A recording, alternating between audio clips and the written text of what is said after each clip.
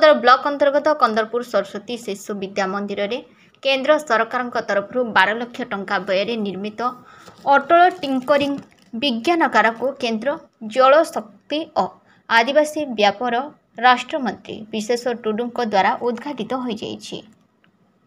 एही विज्ञानगार अनेक छात्र छात्री प्रतिभा विकास रे सहायक हेबो बोली कहा जाइछि। उद्घाटन परे परे विद्यालय परिसर रे परिचालना कमिटीर सभापति प्रफुल्ल चंद्र करंक सभापतित्व अनुष्ठित एक सभा रे मुख्य अतिथि भाव जोग दे केंद्र मंत्री श्री टुडू उपस्थित छात्र छात्री मानक उद्बोधन दे समाज गठन रे सेमानक भूमिका विषय रे कहिबा सह जणे जणे भल मनीष हेबा पई परामर्श देथिले।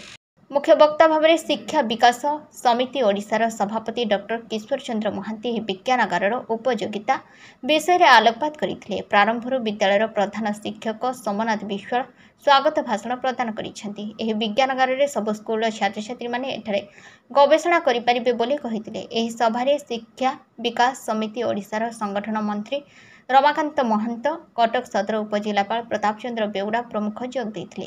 विद्यालय अष्टम श्रेणी छात्री विश्वस्वरूपा पट्टनायक और सुरचिता बेहेरा संचालन में अनुष्ठित सभा अन्य मध्य संतोष त्रिपाठी मनोरंजन महापात्र प्रभात मल्लिक सुप्रभा स्वाई नमिता साहू रास बिहारी महापात्र प्रमुख उपस्थित थे।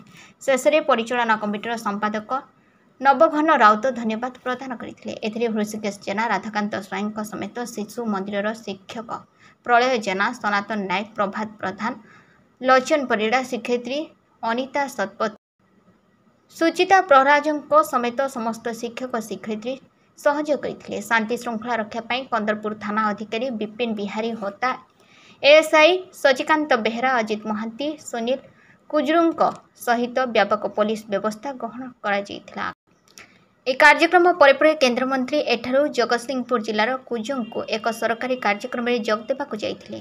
कटक जिला प्रतिनिधि तपन प्रधान का रिपोर्ट ओडी न्यूज।